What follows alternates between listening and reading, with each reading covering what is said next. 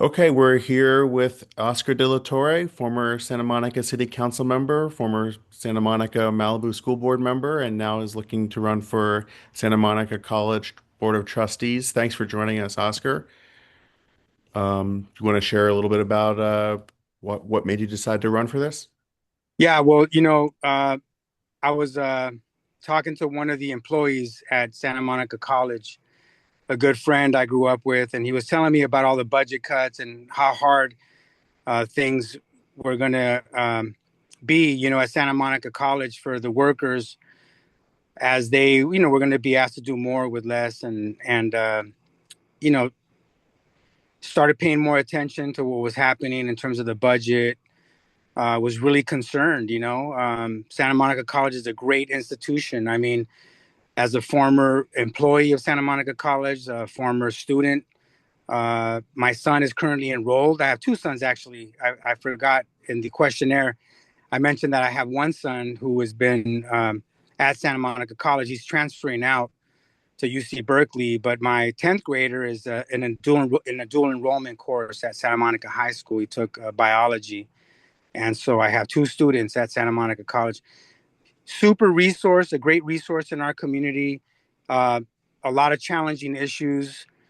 And I want to join the board to help Santa Monica College, thrive. I want to make sure that we address the budget in an equitable way, that we are conscious, about how we impact student services.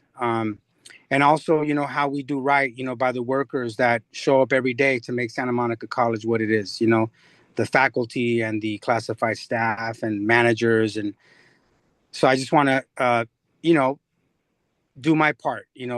Public service is in my heart. It's something that I've done in this community for many years, 22 years serving both on the school board and on the city council. And I want to bring that experience to the college to make sure that SMC thrives for future generations. Okay, thanks. You wrote in your application you wanted to see SMC develop a student and workforce housing program Right. in combination with the city and school district. So you've been part of those two entities already and have been a governing partner there. The only progress on this that has been made so far has been the partnership with UCLA at the Bundy campus, which is outside of the city of Santa Monica. So why do you think that this idea that I think most of us broadly agree with is having trouble happening in Santa Monica? Well, it takes leadership. It takes people need to take leadership. We have great ideas. I mean, this is one. I think an idea that most people would think it's a reasonable, smart thing to do. I mean, we need to have not just student housing, but also workforce housing. We can't attract highly qualified staff, without providing that type of housing. Those type of amenities are very important in the workforce, and so I think we need leadership, and it also has to be a partnership. There's you know obviously housing being created in the city. Um, we should find a way to prioritize that housing, for students in need at Santa Monica College. Also, you know, uh, how we can meet our workforce needs, in the school district and the college and the city. Those are all very good ideas as we roll out, affordable housing in the city. And I want to be a part of championing these issues and using my experience, of working with, both governing bodies, the city and the school district, to bring that experience to the college board so that we can move this forward. Thank you. Let's go to Kay. Hi, Oscar. Hey, Kate. So my question is, if it's alleged that a hate crime has occurred on an SMC campus, how would you respond as an elected trustee? Oh, first and foremost, I would be the next day. We would be, organizing a press conference, to denounce the hate crime. I've done that when I was 19 years old. We experienced a hate crime in Santa Monica in 1991. I was 19, leading a press conference on the front steps of City Hall.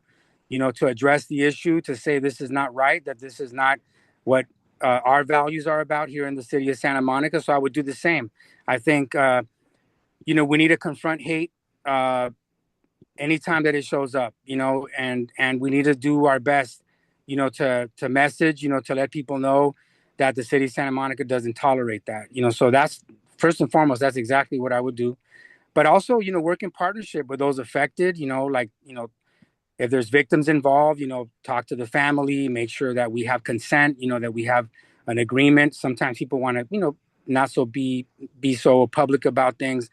We need to just work in lockstep, with the if there's victims, we need to, definitely talk to them and their families, and be responsible, but be forceful, in denouncing that type of behavior. It's just something that we shouldn't be tolerating. And we are an institution of education, and I want to also bring ideas forward in terms of how we can develop more intercultural understanding. How there's many examples of people working together, people from different ethnic backgrounds working together. I think that should be taught in the curriculum, more, so that the more that we appreciate people's histories, the more we can respect people and understand each other better. And that's what I've been about all my life. And I appreciate that question, because these are very polarizing times. And elected officials, need to be in the forefront, denouncing any type of hate, but also bringing unity, and showing leadership, when our community needs to be united. And so that's something that I'll continue to do when I'm on the college board. Thanks. Thanks, Oscar. Let's go to Mike next. Hi, Oscar. Hey, Mike. So on your questionnaire, you said that the important question, or that we had not gone into adequately, was the nature of the achievement gap and how to address it. But could you describe a little bit more what you see as the nature of the achievement gap at Santa Monica College, and what you would do as a trustee to try and close it? Well, I'm proposing that we create a P through 16 education coalition. And so what that means is that we change the old model of K through 12. Usually we think about kindergarten through 12th grade. We need to think beyond that, because high school diploma is obsolete nowadays, right? So you need to give young people, at least, 4 years beyond, the high school diploma. And we should also be mindful that, early childhood development is super important, in terms of, breaking the chains of poverty, giving young people an opportunity to succeed academically. So, the achievement gap is something that is not just at Santa Monica College. It's something that happens, early on. I mean, really, we got to address poverty, and struggles, that happen and throughout our society. Um, so I'm proposing that we really strengthen our partnerships, with colleges, with universities in the surrounding area, so that we can have a stronger, pathway, to transfer, and also just more research. I mean, look, we Santa Monica College, and rightfully so, they're the number one transfer school, right? Community college in the state to the UC system. But we really don't know about the retention rate. Like, we don't know what the dropout rate is. But I can tell you right now that, this is something I researched, when I was in University of Texas working on my thesis. And I can tell you that the dropout rate is very high. Not just, I mean, higher in the community colleges than in the UC or CSU system. And so part of that is because the young people aren't prepared as well. I mean, if you go to schools, let's say, there's some schools in South Los Angeles that are not going to be as good, to prepare young people, as the schools in West Los Angeles. And that's just an issue of income, and resources and so forth. And so we need to be mindful of that. We need to be transparent about use the data, to inform policy and inform the programs that we think can give historically marginalized students the type of support they need to succeed academically. And if we do that, we break the chains of poverty. And that's something that I'm passionate about. Lynn. Hi, Oscar. When addressing the AI issue, you said that Santa Monica College should develop clear academic integrity guidelines. Can you give a couple specific examples of classroom level guidelines, like for assignments, exams of AI use, that would be practical for instructors to implement? Well, yeah, I mean, we can't be allowing students to be so dependent on like Chat GPT, to write their essays. You know, uh, there needs to be very strong guidelines. AI can be, used as a supplement, and to people's, creative, endeavors and expression and so forth.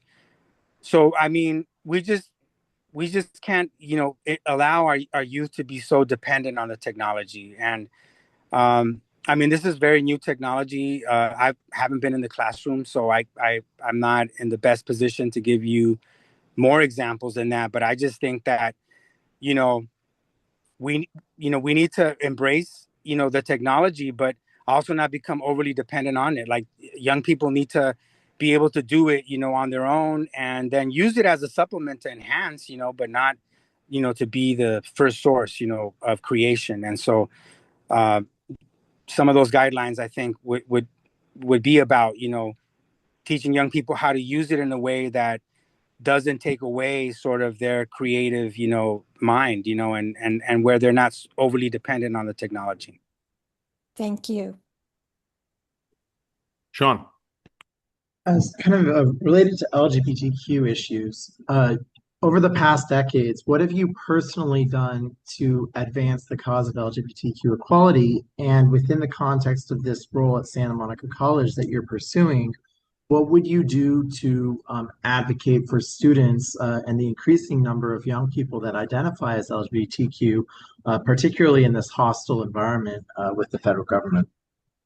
Well, that's the federal government's hostility towards LGBTQ, Latino, African American. I mean, you name it. This federal government, the White House, is attacking all of us, right? So I think we need to, first of all, let me just say this. Uh, my commitment is to stand with all people that have been oppressed historically in our country. So all oppressed groups. So I'm not just looking at one group or my group in particular, but all historically oppressed groups. And I stand in solidarity with all groups that are struggling against oppression. So I want to just say that. And specifically around, what have I done around LGBTQ issues? I mean, look, my voting record, I think, speaks for itself. I mean, everything from, gender neutral bathrooms. There was an issue that came up, in the city to create those bathrooms, and so that's something that I voted for. In terms of curriculum, in the school district, we approved, curriculum that would, teach respect, for all people, including LGBTQ students, students that identify as such, and always having respect, for people's differences, whether it's sexual orientation or whether it's race, gender. That's something that I'm going to continue to advocate for, because, you know, we need to respond as public institutions to the diversity of our student body, and I'm going to continue to advocate for that. I guess, I mean, where I appreciate you getting specific later in your question, but when you say all people, I mean, I did ask about the LGBT community specifically. So Correct. are you familiar with kind of, for instance, health issues? Like what particular health issues might be affecting students that they might need access to on campus related to the LGBT students in Santa Monica College? Well, I can say this. I mean, I know that there's a student health center. So, well, let me just backtrack. Any program that is right now supporting students. I mean, there's a a huge student services center, a health center. We have a bodega, on campus giving free, food, to students.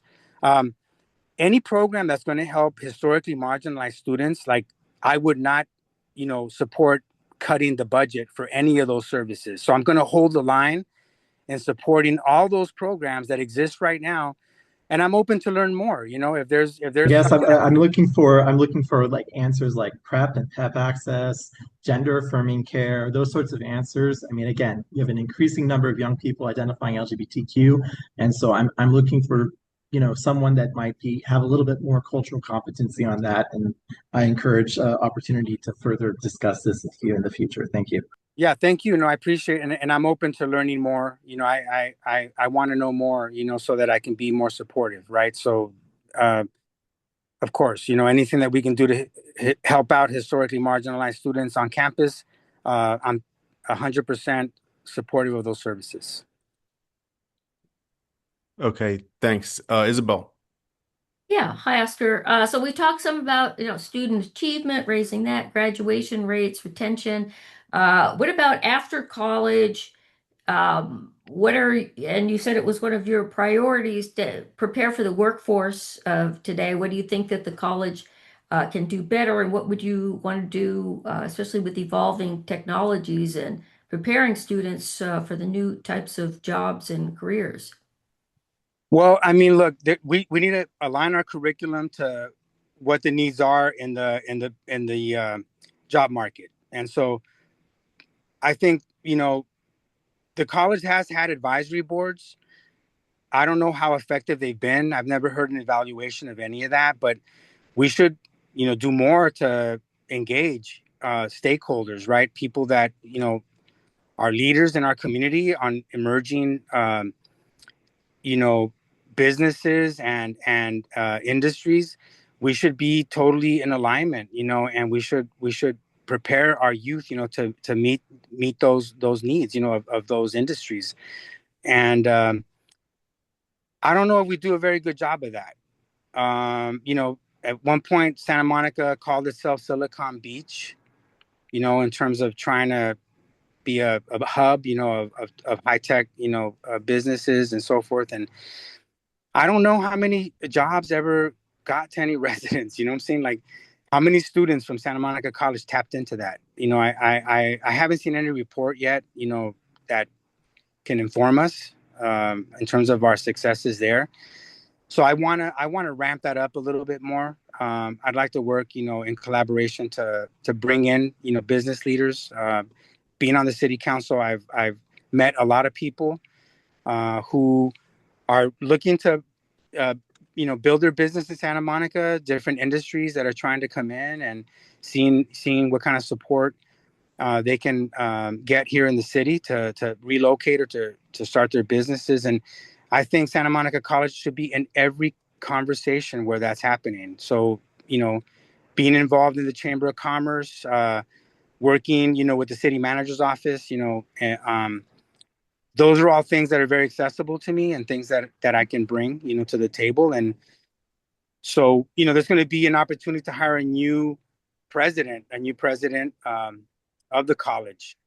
And so I want to make sure that I want to be a part of that process, to ensure that we hire someone that has that experience, that brings that background, to the table. And I think that's the best way for us to really, make inroads, and also to evaluate, our initiatives. I mean, a lot of times we start things and then, we don't really evaluate, and we don't know how effective um, those policies or those programs are. And so that's something that I want to work to improve. Okay. Okay, thanks. I have one more for you, Oscar. 4 years ago, you endorsed Alex Villanueva for sheriff when he was running for re-election over our current sheriff, Robert Luna. Now, it just so happens they're both heading to a runoff election this year. So, are you sticking with your guy, or are you going to switch to the incumbent Luna this time? Yeah, I have no endorsement in that race. Okay. Endorsed Alex Villanueva, just like many other Democrats. I mean, look, Alex Villanueva won in that election because many Democrats believed that he would be the change, right? And I was a little disappointed, when we didn't, see an aggressive stance against, the gangs, that existed within the sheriff's department, and a transparent review of that. That was very problematic for me. And so in this next race, I am not getting involved in the sheriff's race. Okay, got it. Okay, well, I think that's it. If you want to close up, Yeah, any sure. last remarks? Go ahead. Closing remarks. I just want to thank you all very much for all your work. Democracy is participatory. That's the only way it works. I'm doing my part, by running for office, and I've done that for 22 years, running for office. And I also thank you all very much, for what you do, because the Santa Monica Democratic Club is a very important organization. As a proud Democrat, I want to make sure that, our values around social justice, racial justice, environmental justice, economic justice are things that we are proud of supporting here in the city of Santa Monica. So that's something that I've done all my life before DEI. We were advancing initiatives to help out historically marginalized groups in our city, and that's something that I'm going to continue to do on the college board. And I hope that I can count on your support and all the Democrats in our city so that we can move Santa Monica College forward, and to make sure that it continues to be a beacon of hope, of positive change for the young people, that are looking for opportunities, for access and opportunities in public education. And that's something that I served 18 years on the school board, 4 years on the city council. I think education is the number one equalizer, to reconcile social and economic inequalities. And I'm going to lead to make sure that Santa Monica College continues to do that in our community. Great. Thanks so much, Oscar. Thank you all.